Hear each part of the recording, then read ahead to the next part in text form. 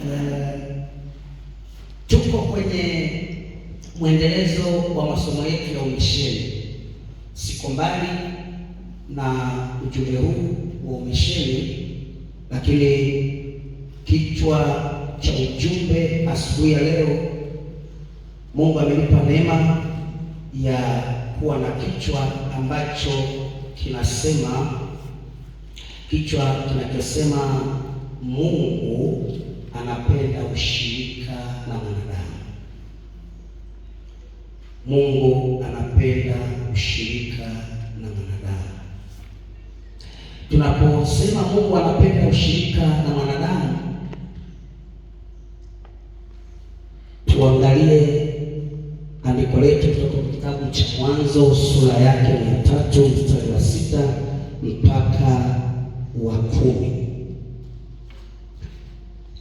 Mwanzo sura ya 3 mstari wa 6 mpaka mstari wa 10, nasoma kama ilivyoandikwa.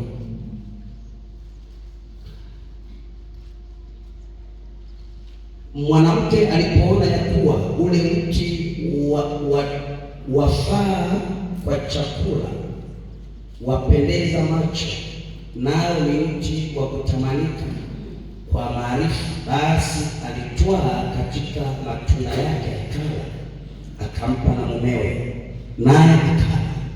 Wakafumbuliwa macho wote wawili, wakajijua kuwa wa uchi. Wakashona majani ya mtini, wakajifunika nguo. Kisha wakasikia sauti ya Bwana Mungu akitembea bustanini wakati wa jua kupunga. Adamu na mkewe wakajificha kati ya miti ya bustani, Bwana Mungu asiwaone. Bwana Mungu akamwita Adamu, akamwambia, uko wapi? Akasema, nalisikia sauti yako bustanini, nikaogopa, kwa kuwa mimi ni uchi, nikajificha. Akasema, ni nani aliyekuambia uchi? Je, umekula wewe matunda ya mti niliyokuagiza usiale? Tukomee hapo kwanza. Sasa tunapojifunza habari za Mungu anapenda ushirika na mwanadamu, bado tuko kwenye umisheni. Wiki hii tunakumbuka, kuanzia kesho tunaendelea na safari yetu ya umisheni, kwenda kuwaleta watu kwa Yesu.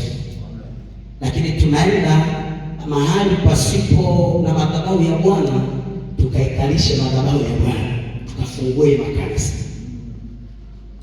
Sasa umisheni, tunapoongelea umisheni kama umisheni, tunaongelea kusudi la Mungu, tunaongelea mpango wa Mungu, tunaongelea utume wa Mungu. Kwa hiyo tutaangalia kidogo Mungu yeye umisheni wake ulikuwa namna gani na ukoje mpaka sasa. Nini mtazamo wa Mungu kwa nyakati hizi tulizonazo? Nyakati zile mtazamo wa Mungu ulikuwaje? Na nyakati hizi mtazamo wa Mungu koje? Lakini kwa nyakati ambazo hatujazifikia, Mungu anaona nini? Kanisa la Kristo, amen.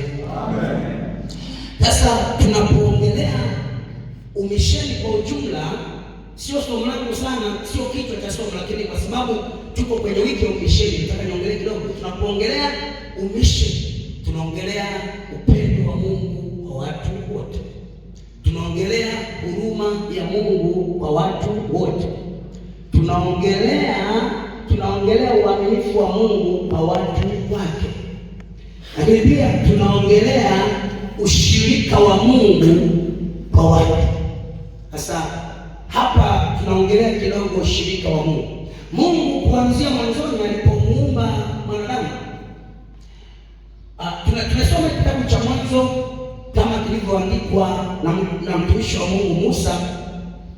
Vitabu hivi vya Musa tunaona vinadhaniwa viliandikwa kuanzia mwaka ule wa 1446 mpaka 1406. Kwa hiyo Musa ndiye mwandishi wa kitabu hiki. Sasa ameandika Musa kwa nini? Tutaelewa baadhi ya vitu, kwa sababu tuko kwenye Mungu anataka ushirika na watu. Kwa Musa alianza habari hapo, kuanzia hapo mwanzo.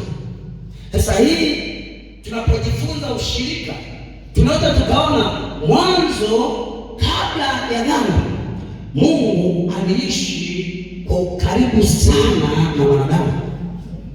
Kabla ya dhambi, Mungu alipenda kuishi na wanadamu, na ndivyo alivyofanya. Kulikuwa na majira anayatenga kwa ajili ya kutembelea watu wake. Mungu alimuumba mtu ili afanye kushirika naye, pamoja na kuumba kwamba alimuumba ili amwabudu, lakini alimuumba ili apate picha yake chini ya jua, pate dunia na pate na. Ndio maana Biblia inasema aliumba na tumfanye mtu kwa sura na mfano. Kwa pia uumbaji wa Mungu kwa wanadamu ni kwamba Mungu anataka apate picha yake chini ya jua.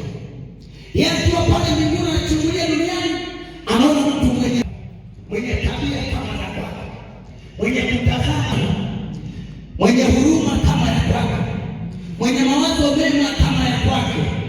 Kwa katika uumbaji wa Mungu alitaka apate picha yake hapa chini ya jua, lakini ndani ya picha yake anataka atende ushirika naye.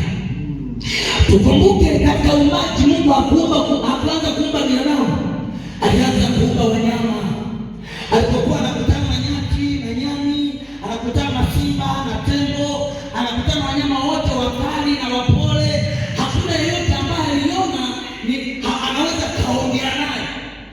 akaongea naye, akabadilisha naye mawazo, anaweza kufanya shirika naye, anaweza kumwachia maagizo, anaweza kumwachia sheria zake na amri zake. Hakuona huyu mwanadamu ambaye aliumbwa jioni kabisa, ni siku ya mwisho ya uumbaji, ndiye ambaye alikuwa amekusudiwa Mungu akamuumba afanye shirika naye. Imani wa Yesu afanye shirika